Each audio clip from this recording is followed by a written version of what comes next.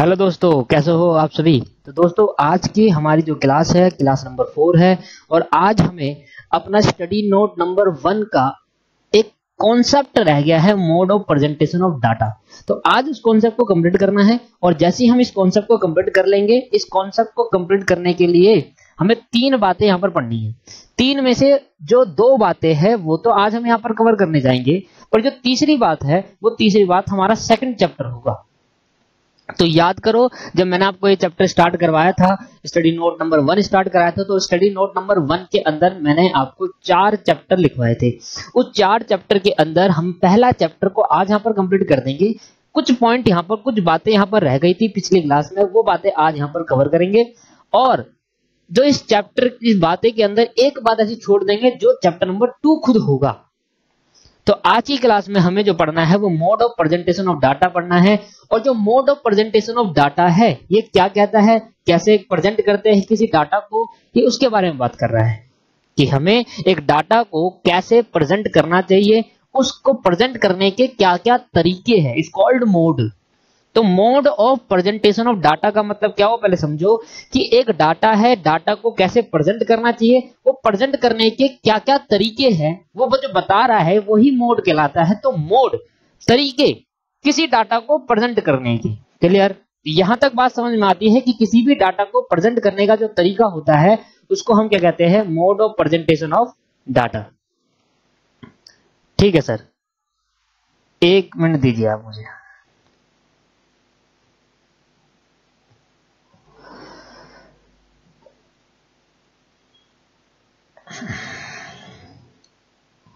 ठीक है, तो sir mode of presentation of data में हमें जो पढ़ना है, पढ़ के सामने देखेंगे मैंने जो लिखा है आपके लिए, ये आपको पूरा उतारना है। सर पूरा उतारने के लिए मैं आपको 1 मिनट देता हूं, आप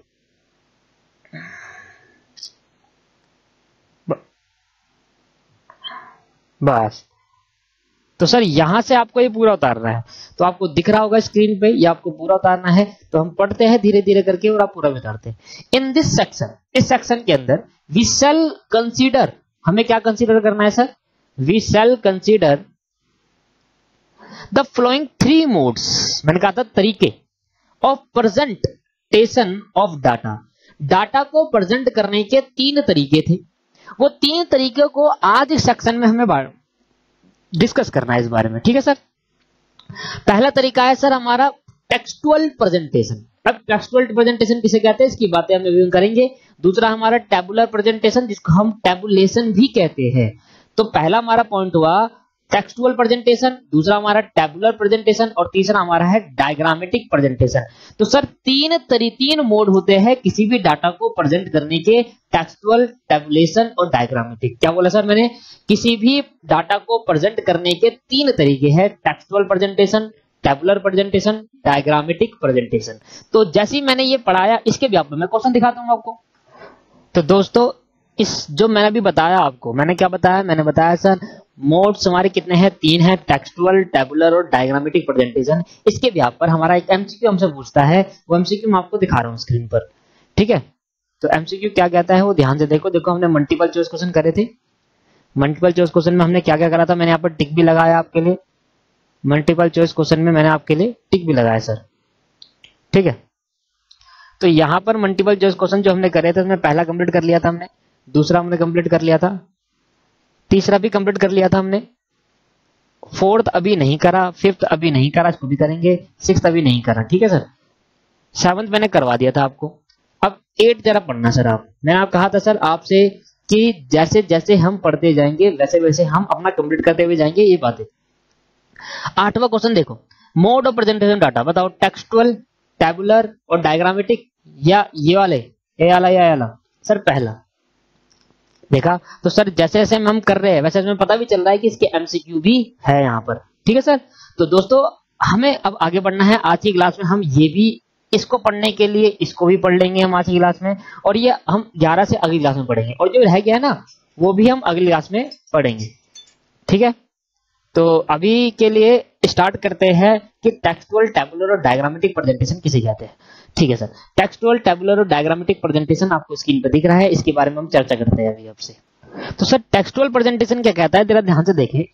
ये कहता है sir the method comprises presenting data with the help of paragraph and numbers of paragraph. Sir किसी भी डाटा को जब हम पैराग्राफ या पैराग्राफ के नंबर्स में प्रेजेंट करते हैं इसी को हम टेक्सुअल प्रेजेंटेशन कहते हैं। क्या बोला मैंने? उनका कोई भी ऐसा डाटा जब हम किसी भी पैराग्राफ फॉर्म में प्रेजेंट करते हैं इसी को टेक्सुअल प्रेजेंटेशन कहते हैं। देखो जैसे कि मैंने एक एग्जांपल दिया है कैसे हम एक डाटा को प्रेजेंट करेंगे पैराग्राफ फॉर्म में। आप इधर पढ़े, there are total 5000 student in a college. एक कॉलेज के अंदर 5000 बच्चे हैं जिसमें से 3000 बच्चे ग्रेजुएटेड है, मतलब जिन्होंने ग्रेजुएशन अपनी कंप्लीट कर ली, बीकॉम कंप्लीट कर ली है, एंड 2000 आर डूइंग ग्रेजुएशन, जो अभी बीकॉम कर रहे हैं। तो मैंने कहा एक कॉलेज के अंदर 5000 बच्चे हैं, ये एक डाटा है। उस 5000 बच्चे में 3000 बच्चे कैसे हैं? जिसने ग्रेजुएट बीकॉम कंप्लीट कर ली है, अब वो एमकॉम की तरफ जाएगा, मास्टर की तरफ, इसको बोलते हैं पोस्ट ग्रेजुएशन। और जो 2000 बच्चे हैं उसमें अभी वो ग्रेजुएशन कर रहे हैं, तो एक डाटा है नहीं। इस डाटा को कैसे बताया इसने? पैराग्राफ फॉर्म में। आगे बढ़ते हैं, who are doing graduation out of this 700 female, मतलब जो 2000 बच्चे हैं इसमें से 700 तो क्या है? गर्ल्स है, फीमेल है, और 1300 क्या है? मेल है। तो 2000 में 700 फीमेल है, 1300 मेल है।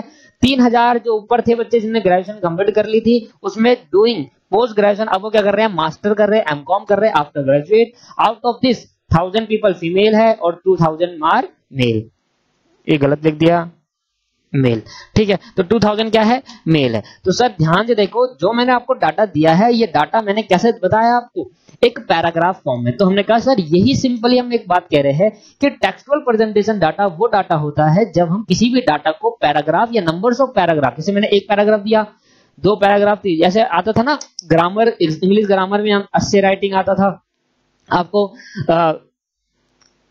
राइटिंग स्किल में जो ग्रामर में आपको शुरुआत में देता था इसके अंदर बहुत सारा पैराग्राफ होता है, उसमें ढूंढकर आपको आंसर लिखना होता है। वो क्या है? वो जो प्रेजेंट कर रहा है डाटा, उस डाटा को हम टेक्सुअल प्रेजेंटेशन कहेंगे। तो सिंपल आपको समझ में आया टेक्सुअल प्रेजेंटेशन किसे कहते हैं? तो हमने कहा मोड ऑफ प्रेजेंटेशन कितना है? Textual, tabular, diagrammatic. और सर डायग्रामेटिक है ना, इधर देखो ये जो डायग्रामेटिक है ना सर, ये डायग्रामेटिक चैप्टर नंबर 2 में है। तो अगली क्लास में हम इस चैप्टर नंबर 2 में ये चीजें सीखेंगे। चैप्टर नंबर 2 में हमें क्या सीखना है? पीछे जो क्लास में हमने mode of presentation of data पढ़ा था उसका डायग्रामेटिक प्रेजेंटेशन चैप्टर 2 में डिटेल में जाकर सीखेंगे हम डायग्रामेटिक प्रेजेंटेशन। सर यही स्टडी नोट नंबर 21 है ऐसा जिसमें सारी थ्योरी है, प्रैक्टिकल बहुत कम है। तो अगर मैं कहूं 90% थ्योरी है इस चैप्टर में, स्टडी नोट पूरे चारों चैप्टर में, और 10% प्रैक्टिकल। वो प्रैक्टिकल भी आएगा, वो भी है नहीं बुक में, वो मैं आपको करवाऊंगा प्रैक्टिकल। जैसे बुक में क्वेश्चन में तो आएगा, पेपर में आएगा, पर मैं आपको बताऊंगा, उसमें क्वेश्चन कराऊंगा अपने से बनाकर। ठीक है सर, इसके लिए आपको एडिशनल कुछ नहीं मिलेगा, इसको आपको मैं यहाँ पर लिखवाऊंगा, यहीं पर लिख कर दूंगा, यहाँ आपको नोट करना है और वही आपको होमवर्क में या क्लास में करना है। तो अभी के लिए हमने क्या सीखा? टेक्सुअल प्रेजेंटेशन सीखा। और डायग्रामेटिक प्रेजेंटेशन कब सीखेंगे सर? अगली क्लास के चैप्टर नंबर 2 में। स्टडी नोट नंबर 1 का चैप्टर नंबर 2 हम स्टार्ट कर देंगे नेक्स्ट क्लास। ठीक है सर, ठीक है सर। तो यहां पर हमने कहा टेबुलर प्रेजेंटेशन या टेबुलेशन ऑफ डाटा। अगला सेकंड पॉइंट क्या आता है? टेबुलर प्रेजेंटेशन और टेबुलेशन ऑफ डाटा। और इसी से क्या आने वाला है? 2 एमसीक्यू इसी से आपको मिलेंगे। अब 2 एमसीक्यू जो मैंने आपको बताया 8वां हमने कर लिया था, 9वां और 10वां जो है वो इसी से मिलेगा, टेबुलर प्रेजेंटेशन या tabulation of data. Tabular presentation बोल सकते हैं या टेबुलेशन ऑफ डाटा कह सकते हैं। इसका मतलब समझते हैं। टेबुलेशन का मतलब होता है कि tabulation is a scientific process, एक ऐसा प्रोसेस है, कैसा प्रोसेस? Scientific process. तो tabulation is a scientific process used in setting out the collection of data in understandable form. तो भाई ऐसा डाटा जो रॉ डाटा है, जो रफ डाटा है, उस डाटा को अंडरस्टैंडेबल फॉर्म में लाने इन साइंटिफिक प्रोसेस, इसी को टेबुलेशन कहते हैं। किसी भी रॉ डाटा को जब हम कलेक्ट करते हैं, उस कलेक्शन को जब हम एक अंडरस्टैंडेबल फॉर्म में उसको बना देते हैं, बनाने के बाद इस साइंटिफिक प्रोसेस में, आप साइंटिफिक प्रोसेस मतलब जो बताया गया है वैसे ही बनाना है, अपने हिसाब से कुछ नहीं बताओगे। और जो नीचे दिख रहा है आपको एक डायग्राम से बन रहा है, ऐसे ही बताया गया है, तो यही आपका साइंटिफिक प्रोसेस है। तो किसी भी डाटा को साइंटिफिक प्रोसेस से हम टेबल फॉर्म में अंडरस्टैंडेबल फॉर्म में, टेबल फॉर्म में अंडरस्टैंड कर सके सिंपली, उसी डाटा को टेबुलेशन प्रेजेंटेशन कहते हैं। दूसरा पॉइंट क्या कहता है? टेबुलेशन में बी डिफाइन एज लॉजिकल और सिस्टमैटिक अरेंजमेंट। किसी भी डाटा को कैसे? लॉजिक और सिस्टमैटिक अरेंजमेंट, तरीके से, एक तरीका होना चाहिए जिसमें लॉजिक नजर आए, दिखे आपको कि लॉजिकली है, समझ में भी आ रहा है। और दूसरा आपके पास क्या है? सिस्टमैटिक अरेंजमेंट होना, एक सही तरीके से अरेंजमेंट होना चाहिए। पहला चीज पहले नंबर पे, दूसरी चीज दूसरे नंबर पे, तीसरी चीज तीसरे नंबर पे। तो सिस्टमैटिक और लॉजिकल अरेंजमेंट ऑफ डाटा है statistical data in a row and column, row और कॉलम में। तो रो और कॉलम क्या होता है आपने पढ़ा होगा 11वीं में मैथमेटिक्स, 12वीं के अंदर मैथमेटिक्स में मैट्रिक्स चैप्टर में, अगर जिसने नहीं पढ़ा तो मैं आपको बता दूंगा कि रो और कॉलम क्या होता है। तो रो और कॉलम में तो टेबल की फॉर्म, टेबल जब बनाते हैं तो मतलब बताओ क्या होता है। हमने सर एक टेबल बनाई, मैंने आपके लिए एक टेबल बनाई, मैंने कहा सर ये टेबल है, आपको ऐसे दिख रही कि टेबल, टैली मार्किंग करी आपने। तो सर ये जो चीज होती है ना लंबे में, इसको कहते हैं कॉलम, और सर ये जो चीज होती है इसको कहते हैं रो। ठीक है, तो रो 1 रो 2 ऐसे करके। अब मुझे बताओ, तो ये एक रो हो गई, ये 2 रो हो गई, ये 3 रो हो गई, एक कॉलम, 2 कॉलम, 3 कॉलम, इसे कहते हैं रो और कॉलम। तो टेबल फॉर्म में जितनी भी चीजें होती है वो क्या होती है, रो और कॉलम से होती है सर। यहां तक क्लियर है आपको। तो सर हमने कहा टेबुलर प्रेजेंटेशन ऑफ डाटा किसे कहते हैं। अब टेबुलर प्रेजेंटेशन ऑफ डाटा को किसे कहेंगे, जरा ध्यान सुने। तो हमने कहा वो डाटा जो साइंटिफिक प्रोसेस से हम डाटा हम कलेक्ट करते हैं और उसको हम साइंटिफिक प्रोसेस में अंडरस्टैंडेबल फॉर्म में लाते हैं, इसी को टेबुलेशन कहते हैं। टेबुलेशन लॉजिकली और साइंटिफिक अरेंजमेंट होता है किसी भी डाटा का इन रो और कॉलम। कैसे होता है, रो और कॉलम में होता है। It design to simplify the presentation. Tabulation को हम बनाते हैं, क्यों बनाते हैं, टू सिंप्लीफाई करने के लिए presentation of data for purpose of analysing. भाई किसी भी डाटा को एनालाइज करने के लिए हमें पहले उसको सिंपल फॉर्म में कन्वर्ट करना होता है, इसी के लिए हम टेबुलेशन का यूज करते हैं और टेबल फॉर्म में डाटा को रख देते हैं, अंडरस्टैंडेबल हो जाता है, फिर एनालाइज करते हैं डाटा को। क्लियर। तो यहां पर हुआ टेबुलर प्रेजेंटेशन या टेबुलेशन ऑफ अ डाटा। अब इसके अंदर कुछ essential part of statistical table है। अब स्टैटिकल टेबल के अंदर ये जो टेबल आप बनाओगे सर, उस टेबल के अंदर आपको कुछ ऐसे करके टेबल बनेगी। अब मैं एक करके समझाता हूं। इस टेबल के अंदर 9 पॉइंट होते हैं टोटल। टेबल नंबर होता है, टाइटल ऑफ टेबल, डेट्स होती है, स्टफ किसको बोलते हैं, स्टफ रो को बोलते हैं। रो को क्या बोलते हैं सर, स्टफ बोलते हैं। कैप्शन बोलते हैं कॉलम को, तो C for column, C for caption, R for row और एस फॉर स्टफ। ठीक है, तो सी से सी अगर आया तो कैप्शन और कॉलम एक जैसा है, फिर जो अगला होगा स्टफ वो रो कहलाएगा। तो स्टफ कहते हैं रो को और कैप्शन कहते हैं कॉलम को। बॉडी ऑफ टेबल और आपके पास unit of measurement, source note और फुटनोट। तो ये सभी चीजें 9 चीजें आपको टेबल में होती है। अब ये 9 चीजें टेबल में कैसे होती है, जरा इधर ध्यान से देना, इधर देखो सर ध्यान से, एक एक करके मैं आपको समझाता हूं। जब आप टेबल बनाओगे सर, ये आपको ब्लैक पेन से जो भी आपको दिख रहा है ये टेबल है, ये आपको ऐसे ही उतारना है। टेबल के ऊपर जो पॉइंट नंबर 2 दिख रहा है आपको, पॉइंट नंबर 2, जो टेबल इसका होता है टाइटल ऑफ अ टेबल। किस चीज के लिए आप टेबल बना रहे हो उसका टाइटल लिखो। इतने से इतने पार्ट को, सिर्फ इतने से इतने पार्ट को बोलते हैं बॉक्स हेड।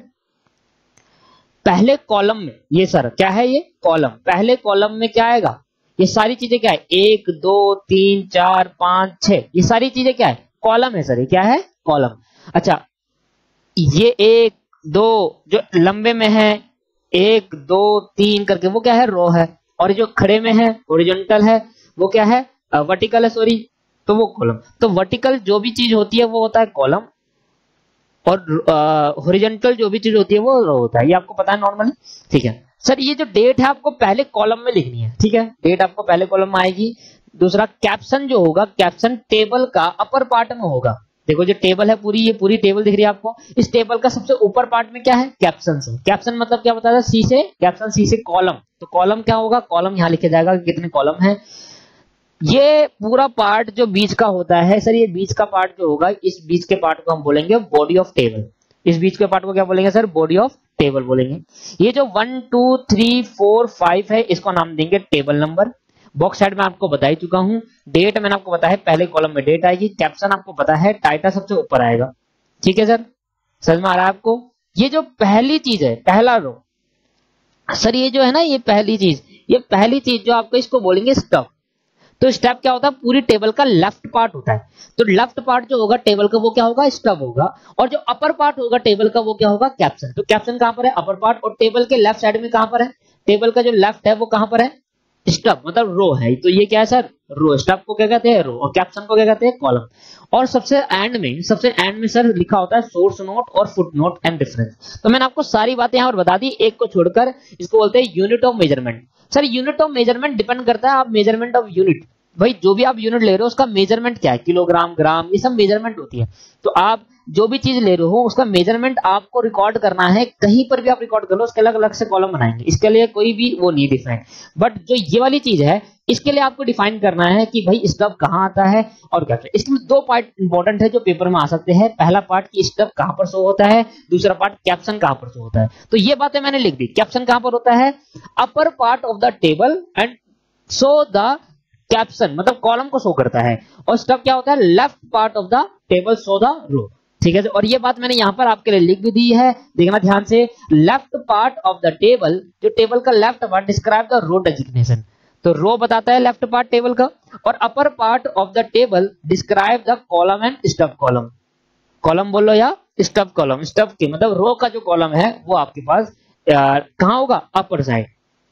ये यार आपको बात क्लियर होगी। अब मैं देखो आपको दिखाता हूं एग्जांपल नंबर 9। देखो क्या लिख रहा है, फॉर द टेबुलेशन, कैप्शन बताओ कहां पर होगा, बताना। अपर पार्ट ऑफ द टेबल, ध्यान सुन लेना, टेबल के ऊपर वाले पार्ट में, हाँ ऊपर तो होता है पर कुछ शो भी तो करता है, कुछ डिस्क्राइब भी तो करता है। लोअर पार्ट तो नहीं हुआ, मेन पार्ट भी नहीं हुआ, बस ये तो अपर हुआ। और या तो अपर part of the table that describe the column and stub column, यही ठीक है आंसर, डी आ रहा आंसर सही है। तीसरा स्टब, स्टब मतलब क्या था, रो था, और रो कहां होगा, left part of the table describing the column. नहीं सर, टेबल के लेफ्ट पार्ट में तो होता है पर कॉलम को नहीं, रो को डिस्क्राइब करता है, कॉलम को नहीं, रो को डिस्क्राइब। राइट पार्ट तो होता ही नहीं, राइट पार्ट तो होता नहीं, देखो राइट तो होगा नहीं। अब left part of the table describing the row, sorry ये सही है। हो गया 10वां और 9वां कंप्लीट। और 11वां क्वेश्चन हमारा यहाँ से अगला चैप्टर से होगा स्टार्टिंग। तो ये सारी चीजें मैं आपको, जो क्वेश्चन आपको जितने भी है, इस सारे क्वेश्चन मैं आपको कराऊंगा, सारे के सारे, आप टेंशन नहीं लेना, एक भी नहीं छूटेगा यहाँ पर। ठीक है, जैसे साथ साथ चल रहे हैं तो आप भी देखते जाओ कि कौन कौन से क्वेश्चन हो गए, और अगर कोई क्वेश्चन छूट जाता है तो आप मुझे मैसेज करो, आप मुझे मैसेज करो, आपके पास मेरा नंबर है, आप मुझे मैसेज करो और मुझसे पूछो कि सर ये क्वेश्चन छूट गए, बता दो हमें। ठीक है, वैसे छूटेगा नहीं, अगर छूट जाता है इन केस तो आपको मुझे मैसेज करके पूछना है। अगर कोई भी प्रॉब्लम आती है तो आप मुझे मैसेज करो या मेल करो। ठीक है सर, समझ में आ गया। तो आज की हमारी एक छोटी सी क्लास थी, इसी क्लास के बाद आपको जस्ट नेक्स्ट चैप्टर में बढ़ना है और नेक्स्ट चैप्टर पढ़ना है। सर ये क्लास तो छोटी थी, ये क्लास सिर्फ 20 मिनट की थी, 20 मिनट में आपको मैंने पिछले चैप्टर कंप्लीट करा दिया। तो चैप्टर नंबर 1 हमारा कंप्लीट हो चुका है, चैप्टर नंबर 1 कंप्लीट हो गया है। अब 2, 3, 4 चैप्टर रह गए। इस चैप्टर के बाद हमारा स्टडी नोट नंबर 1 कंप्लीट होगा। फिर सर उसके बाद आएगा मजा स्टैटिस्टिक्स पढ़ने में असली, जिसमें आएगा मीन, मीडियन, मोड, बहुत कुछ है बताने लायक, जो आपने पढ़ा भी नहीं है वो भी मैं आपको बताऊंगा। कैसे कैलकुलेशन होगी सब आपको बताया जाएगा, बहुत डिटेल में जाएंगे। सबसे पहले हमें तो यहाँ पर थ्योरी को पहले कवर करना है, क्योंकि थ्योरी मैं छोड़ना नहीं चाहता। ठीक है, और सर इस वीडियो को बार बार नहीं देखो, पहली बात सुनो मेरी बात, मेरे को ध्यान से, बार बार क्यों ना देखो मैं आपको कह रहा हूँ। सर व्यूज लिमिटेड होते हैं, आपको ही पता है, 3 व्यूज आपको मिलेंगे। 3 व्यू में आप बार बार एक ही वीडियो को देखोगे तो सर वो व्यूज खत्म हो जाएंगे। ये व्यू आप बचा के रखो, 1 या 2 व्यू बचा के रखो, जिससे आप क्या करोगे, जिससे आप लास्ट में रिवीजन कर सको चैप्टर नंबर 1 की सिर्फ स्पीड फॉर्म में। तो चैप्टर नंबर 1 की आप रिवीजन कर सको, क्योंकि वो इंपॉर्टेंट है, क्योंकि थ्योरी हम खुद पढ़ेंगे और मैं बताऊंगा जल्दी से, तो आपको आसान रहेगा। जैसे आपकी मर्जी है, जैसे आपका अच्छा करे वो आप करें। आज की क्लास में सर इतना ही, जस्ट इसके बाद आपको नेक्स्ट क्लास अभी देखनी है, अभी। ठीक है, कोई होमवर्क नहीं, कोई होमवर्क नहीं सर, नेक्स्ट क्लास देखो। और डायग्रामेटिक रिप्रेजेंटेशन ऑफ डाटा क्यों बोल रहा हूं नेक्स्ट क्लास, क्योंकि sir diagrammatic representation of data हमारा छूट गया था। ध्यान दो, डायग्रामेटिक रिप्रेजेंटेशन ऑफ डाटा, ये कि मैंने कहा था चैप्टर नंबर 2 में आपको मिलेगा, और चैप्टर नंबर ये 2 मैंने आपको करा दिया अभी। Diagrammatic representation of data, diagrammatic presentation हम चैप्टर नंबर 2 करेंगे। स्टार्टिंग पॉइंट हमारा चैप्टर नंबर 2 ही रहेगा। आज की क्लास इतने ही, नेक्स्ट क्लास आप जाकर देखें। Thank you.